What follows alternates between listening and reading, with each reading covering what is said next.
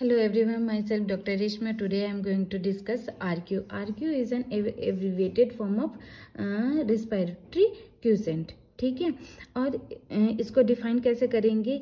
तो रेस्पिरेशन के समय पे ऑक्सीजन और कार्बन डाइऑक्साइड का जो अमाउंट यूज हुआ होता है, ठीक है, उसको रेस्पिरेटरी क्विसेंट वैल्यू के रूप में हम निकालते हैं, डिफाइन करते हैं. ठीक है, तो RQ वैल्यू को हम कैसे निकाल सकते हैं? तो इसका फॉर्मूला है evolve volume of CO2 upon consumed volume of O2.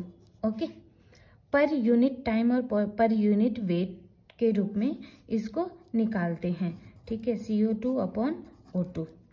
ठीक है ना, ये होता है जब ये निकलता है तो इसको RQ वैल्यू बोलते हैं. ठीक है, तो ऑक्सीजन के जब रेस्पिरेशन होता है तो उस टाइम पे कितने अमाउंट CO2 का यूज हुआ और कितने अमाउंट O2 का यूज हुआ, कितना रिलीज हुआ, कितना कंज्यूम हुआ, ये निकलता है, तो उसको बोलते हैं RQ वैल्यू. ठीक है, अब RQ वैल्यू यूजफुल क्यों है? ठीक है, किन किन चीजों में यूजफुल है? तो एक यूजफुल है द टाइप ऑफ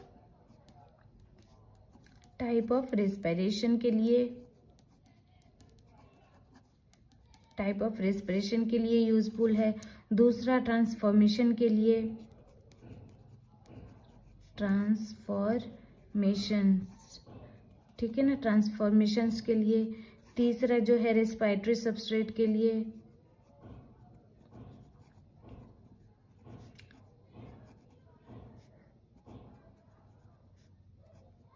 ठीक है, ये 3 चीजें हैं जिस चीजों में इसका यूजफुल होता है, ये RQ वैल्यू यूजफुल होता है. ठीक है ना. अब टाइप ऑफ रेस्पिरेशन 2 टाइप्स के हो सकते हैं, एरोबिक,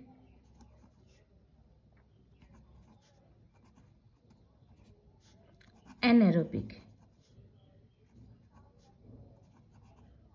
ठीक है ना, ये 2 टाइप्स के हो सकते हैं, एरोबिक हो सकते हैं और एनारोबिक हो सकते हैं. यानी कि एरोबिक यानी कि प्रेजेंस ऑफ ऑक्सीजन, है ना, प्रेजेंस ऑफ ऑक्सीजन. ये क्या होगा? एब्सेंस ऑफ ऑक्सीजन, है ना. तो ये टाइप ऑफ रेस्पिरेशन में यूजफुल होगा. ठीक है ना. फिर ट्रांसफॉर्मेशन, ये और रेस्पिरेटरी सबस्ट्रेट यानी कि सबस्ट्रेट अलग अलग हो सकते हैं. जब भी रेस्पिरेशन होता है तो उसमें सबस्ट्रेट डिफरेंट होते हैं. किसी में ग्लूकोज होता है, किसी में ग्लाइकोजन होता है, किसी में सबस्ट्रेट पायरुविक एसिड होगा, किसी में कुछ और होगा, है ना. तो हमने जो पहले वीडियो में साइकिल्स पढ़े हैं, जैसे C2 साइकिल, डार्क रिएक्शन, और C3 साइकिल, C4 साइकिल, तो उन सारे साइकिल में हमारा सबस्ट्रेट क्या है? डिफरेंट है. ठीक है ना, सब अलग अलग है, और किसी में अनस्टेबल है, किसी में स्टेबल सबस्ट्रेट है ना. तो सब में अलग अलग है. तो सबस्ट्रेट के बेसिस पे भी जो है type of RQ value very करेगा. ठीक है ना. अब इसमें हम देखेंगे कि कब RQ वैल्यू कितना होगा. ठीक है, RQ वैल्यू सबस्ट्रेट के बेसिस पे कब क्या क्या होगा. जैसे कि 1 RQ वैल्यू कब होगा? ठीक है ना, RQ वैल्यू कब होगा? जब सबस्ट्रेट जो है वो कार्बोहाइड्रेट होगा. जब रेस्पिरेशन जो होगा, रेस्पिरेशन में सबस्ट्रेट कार्बोहाइड्रेट होगा. When carbohydrate are respiratory substrate. ठीक है, और प्रोसेस एरोबिक होगी. Respiratory substrate and in aerobic condition.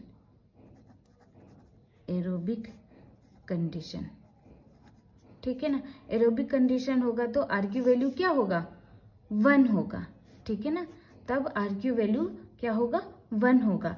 अब इसका एग्जाम्पल हम देख सकते हैं, जैसे C6H12O6 है ना, ये क्या है, कार्बोहाइड्रेट हो गया।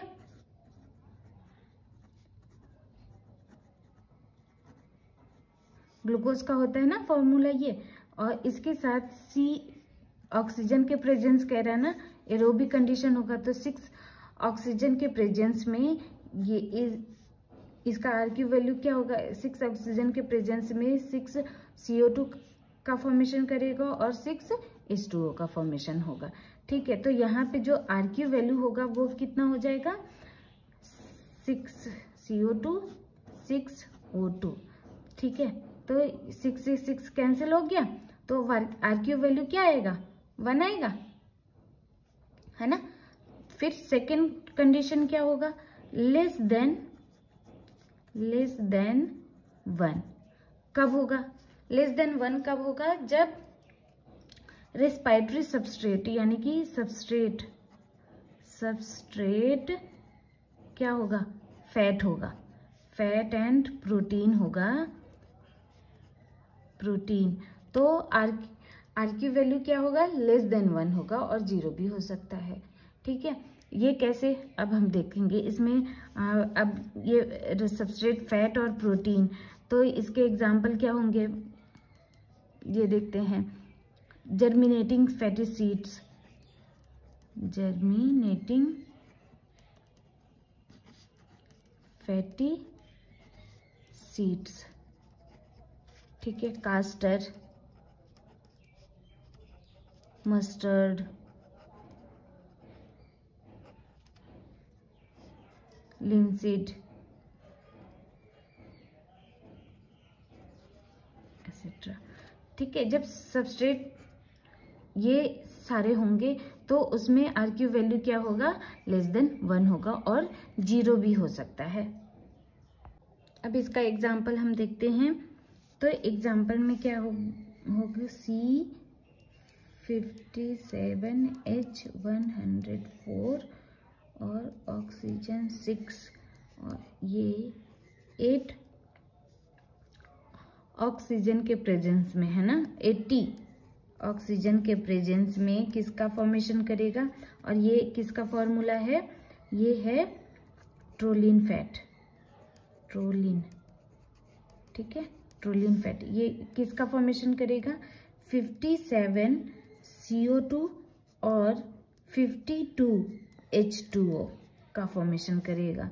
ठीक है ना, प्लस एनर्जी होगी। ठीक, इतने का फॉर्मेशन। अब इसका आरक्यू वैल्यू कैसे निकालेंगे, आरक्यू वैल्यू में क्या था, evolve volume of CO2 consume upon consume volume of O2। तो इवॉल्व वॉल्यूम ऑफ CO2 कितना हो गया, 57 और O2 कितना हो गया, 80, है ना। तो ये कितना आएगा, 57 अपॉन ये कितना आ जाएगा, 0.7, यानी कि ये लेस देन 1 होगा, है ना। ये 0 भी हो सकता है जब सबस्ट्रेट जो है वो वेरी करेगा, यानी कि सबस्ट्रेट प्रोटीन होगा, है ना, तो ये 0 हो सकता है। ठीक है, अब उसमें अलग हो सकते हैं, जर्मिनेटिंग सीड जो है वो लेग्यूम हो सकता है। मैं लिख देती हूँ, when substrate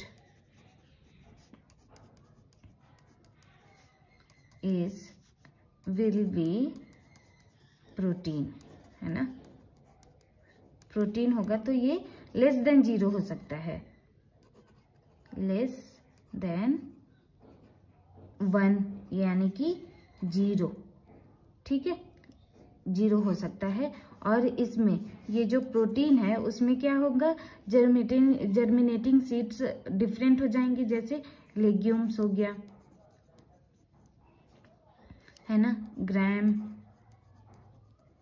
P, lentil, beans. ठीक है, तो ये अगर जर्मिनेटिंग सीड होंगे तो उसमें जो है इसकी की वैल्यू, आरक्यू वैल्यू क्या होगी, 0 होगी। ठीक है ना, germinating seeds.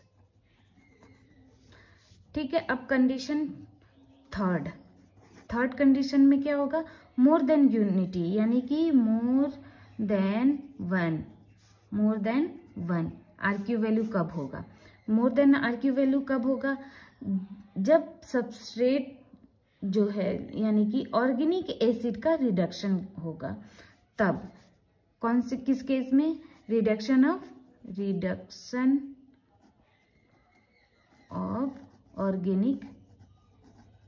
Organic acid, reduction of organic acid होगा तो उस टाइम पे और किन पौधों में रिडक्शन ऑफ कंडीशन क्या हो गई, ये हो गई, ठीक है ना,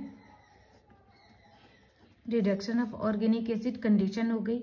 और प्लांट्स कौन कौन से हो गए, प्लांट्स, ठीक है, जो सकुलेंट प्लांट होंगे उनमें जब रेस्पिरेशन होगा और रेस्पिरेशन में सबस्ट्रेट जो है, सबस्ट्रेट के तौर पे ऑर्गेनिक एसिड का रिडक्शन होगा, तो उस टाइम पे जो आरक्यू वैल्यू होगी वो मोर देन 1 होगी, ठीक है ना।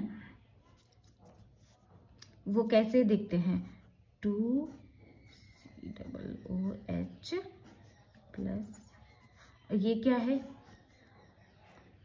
ऑक्सैलिक एसिड, ठीक है, ये क्या है, ऑक्सैलिक एसिड है। ये ऑक्सीजन के प्रेजेंस में किसका फॉर्मेशन करेगी, 4 carbon dioxide plus 2 water molecule का फॉर्मेशन होगा। तो यहाँ पे जो आरक्यू वैल्यू है वो कैसे निकालेंगे, फॉर्मूला क्या है, इवॉल्व वॉल्यूम ऑफ CO2, यानी कि तो आरक्यू वैल्यू क्या होगा 4, यानी कि ये क्या है 1 से ज्यादा है, मोर देन 1 है, आरक्यू वैल्यू 4 हो गया, ठीक है। अब आरक्यू वैल्यू फोर्थ कंडीशन क्या आता है, आरक्यू वैल्यू 0 कब होगा, ठीक है, आरक्यू वैल्यू 0, ठीक है ना, 0 कब होगा, तो जब इनकम्प्लीट ऑक्सीडेशन होता है कार्बोहाइड्रेट्स का फ्लेशी और सकुलेंट प्लांट्स में, ठीक है, रेस्पिरेशन के समय जब स्टोमाटा जो है ओपन होगा और कार्बन डाइऑक्साइड एंटर करेगी प्लांट में और मैलेट का फॉर्मेशन होगा, ठीक है ना, फॉर्मेशन ऑफ मैलेट है ना, फिर इनकम्प्लीट ऑक्सीडेशन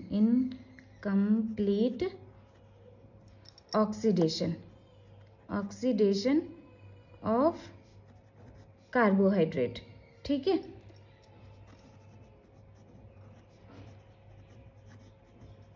इनकम्प्लीट ऑक्सीडेशन होगा तब आरक्यू वैल्यू उसकी 0 होगी। अब एग्जांपल हम देखते हैं 2,6,3,S12O6, ये 3 ऑक्सीजन के प्रेजेंस में जो है किसका फॉर्मेशन करेगा, 3C4H6O5 प्लस 3 वाटर मॉलिक्यूल का फॉर्मेशन होगा।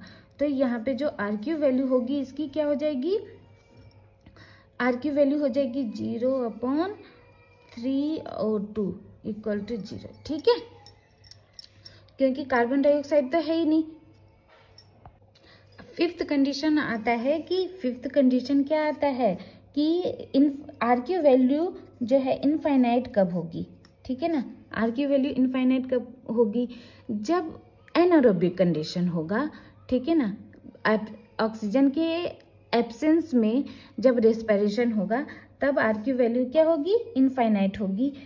अब एग्जांपल देखते हैं C6H12O6, ठीक है, ये ग्लूकोज हो गया, तो इससे क्या बन रहा है C2H5OH प्लस 2 कार्बन डाइऑक्साइड, तो इसका आरक्यू वैल्यू क्या हो जाएगा, 2 कार्बन डाइऑक्साइड अपॉन ऑक्सीजन क्या है 0 हो गया, तो इसमें आरक्यू वैल्यू क्या होगी, इनफाइनाइट चली जाएगी, ठीक है ना।